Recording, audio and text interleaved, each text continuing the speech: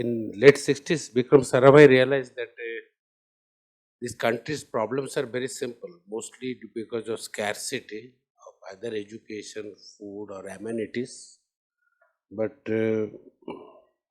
only thing they're so widespread, even though the solutions are simple, but to make a solution available at a very, very short time span, one need to take a recourse of high technology. And the first problem he attacked was education, and he envisioned. I think that is the first time that one of the largest experiment is done to education through television. That is a site experiment. Unfortunately, he did not live to see it. It has happened 4 years after his death. But this experiment, first time, has taken education and information in the garb of entertainment through all across 2,400 villages across 6 states of India with a, a very earliest version of DTS technology. And in fact, political leadership also realized that the importance of communication, that it is a medium which not only sends in education but entertainment, but at the same time take messages all across India at a very, very fast rate. And that started the growth of television industry in India. That's in 1975 with the site experiment, and there is no looking back. Today, in fact, the revenue total it is coming up, and the number of people employed by television industry outstrips far, far away by that expenditure what we have spent on the communication satellites.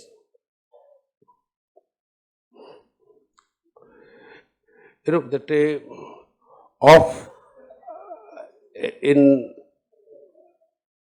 subsequently that we have come to that information explosion in India, and the first vehicle was the television, which was earlier with a cable-based transmission, satellite come cable-based, which has now become almost totally satellite-based transmission through DTH. And today you will be surprised that we have a 320 transponders on board, and mostly of quite a significant of them is actually dedicated to the DTH transmission. There is a also significant is working in the BSNL's mobile backhaul or the trunk telephony, and also this is our satellites which are actually connecting all our stock exchanges and banks.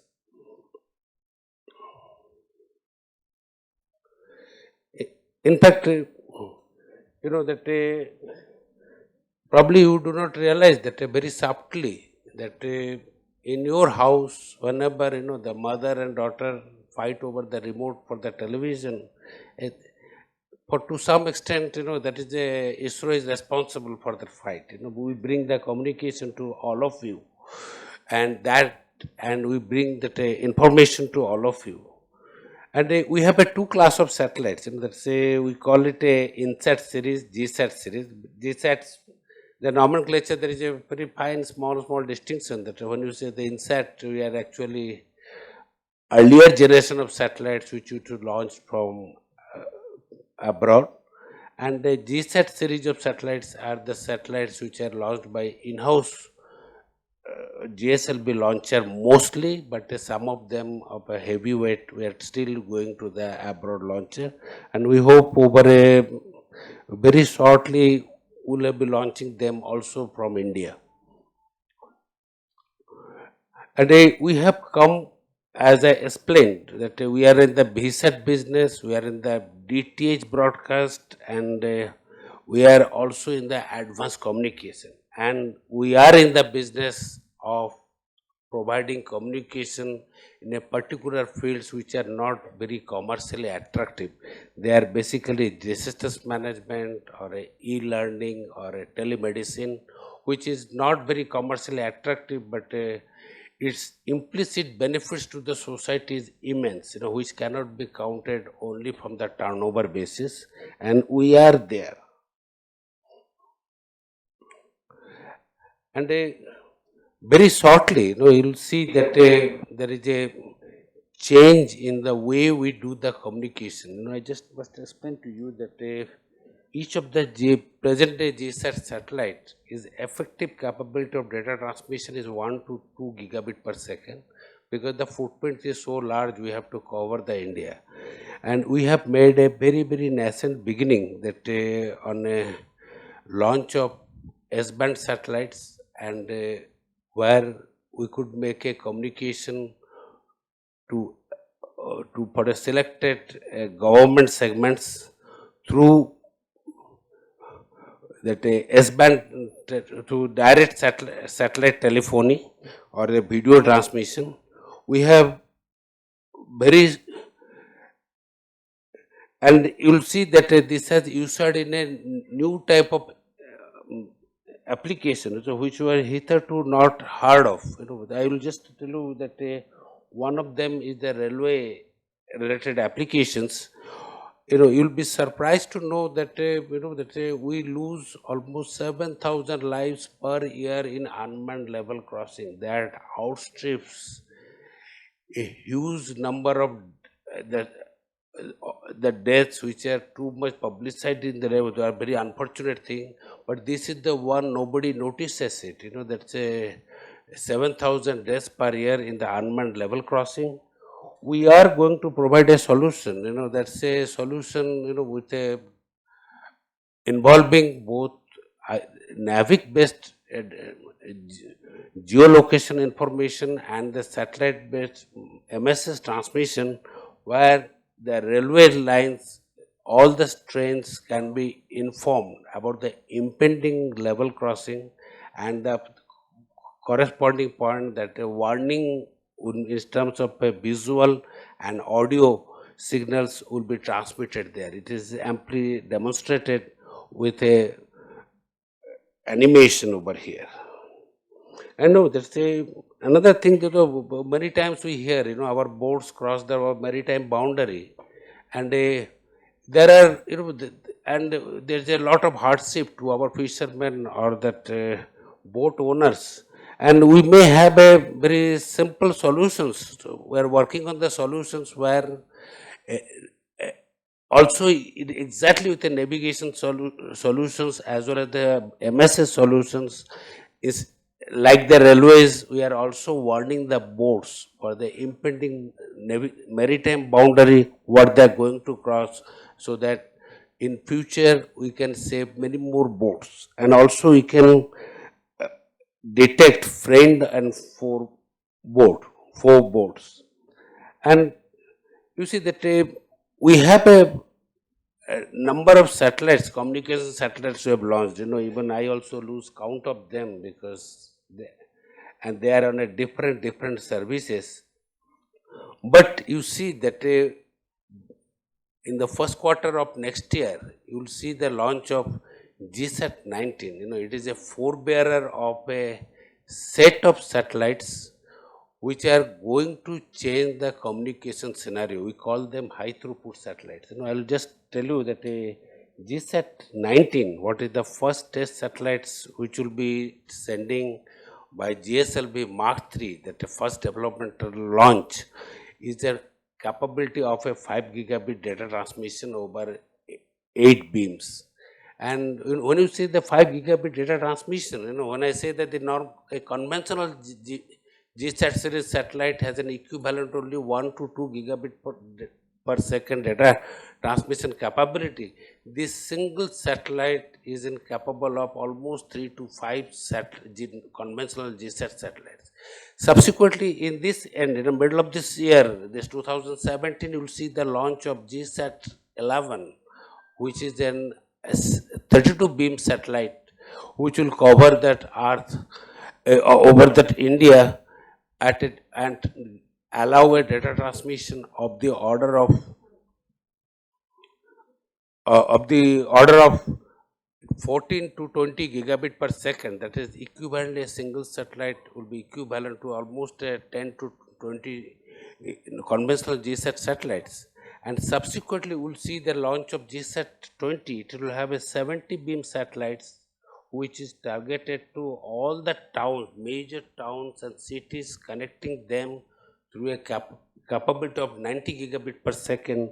And we are going to see a biggest possible merger of television with a telephony as well as internet. The presently the telephony and the internet are getting merged together, which you see that the number of private players in the business, but subsequently that merging telephony and internet and television through the planned Wi-Fi in the smart cities and with a backhaul of these high throughput satellites will be possible, where probably you will no longer need a bigger antennas to get the satellite signals. And we can see that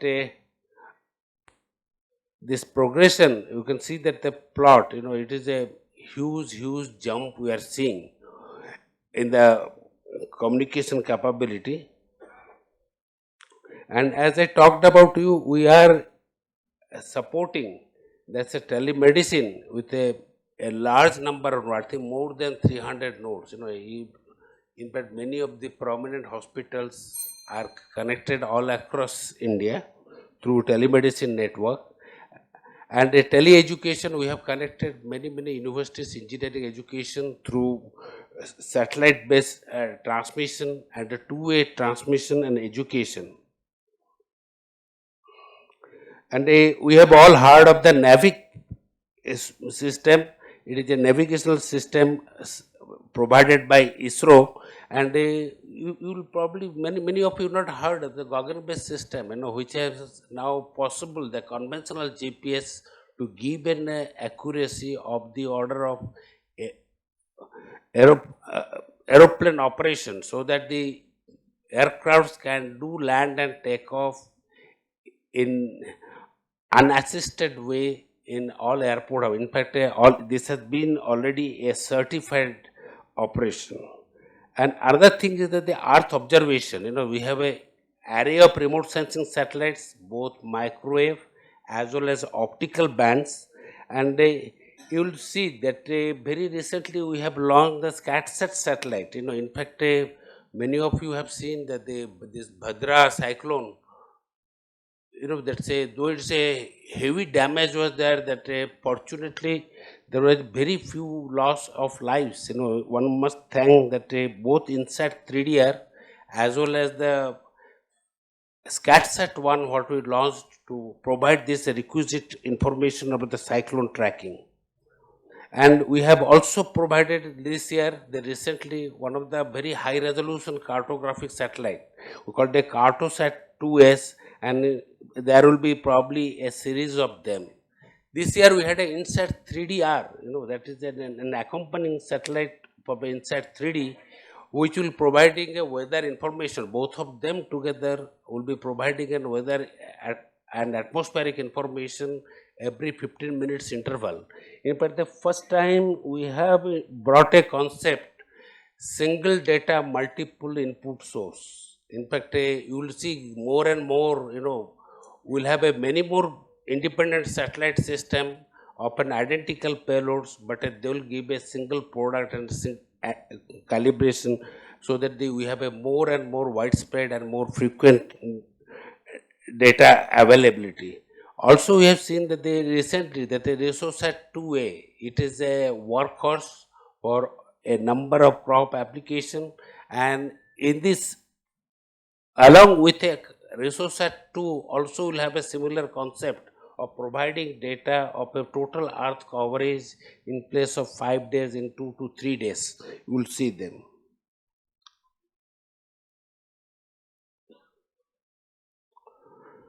And if that applications is many, it's a agriculture monitoring. In fact, today our crop assessment comes from the ISRO satellites. They include both optical and microwave satellites. We provide a support for that disaster management, which is predominantly flood and its spread and the area which is affected. We also give a early warning, like cyclone trajectories we provide. We give almost to 5 to 7 days before the prediction of the satellite trajectories and the degree of severity. And we have already started giving information of solar insolation. That now the solar energy is going to be the major back uh, component of our energy sources. And we are giving that both diurnal and seasonal variation of solar energy through our satellite system, specifically INSAT 3D and 3DR systems.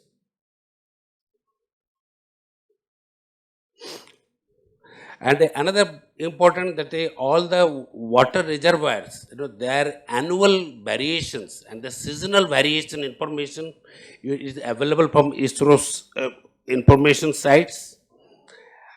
And we are also monitoring the glaciers, because it is important that the glaciers are the very indicators of the climate change. And we have making an atlas of the seasonal variation of the glaciers and also the ocean salinity. And we have many more institutional Earth observation satellite applications. They come from many institutions which are through the FSI or the INCOIS, which looks at the ocean color monitor data application, or MNCFC, which does the crop forecast to Earth over India, and Center Water Commission, which gives you that flood possibilities and rain. And for the civil aviation application, we are also tied up with the Airport Authority of India. And together, we are carrying out also many applications, and the ISRO's manpower is not sufficient to complete that industries need. We need a number of science investigations of the applications, and we are working towards to 6 best technology cells spread across IITs and ISs, and 923 response projects we are connecting to the universities. And there is a large number of projects, and universities are involved in helping ISRO to find a solution to the common people. Last but not the least, we are having a number of technology transfers, and all of our ISRO's spin-offs today well crossed almost 200 spin-offs to the people, and they have a very large impact. What Sibam sir told, that the prosthetic feet to digital alert terminal, and a fire resistance coating to automatic weather stations. In fact, that list is very large, and thank you for all your patience.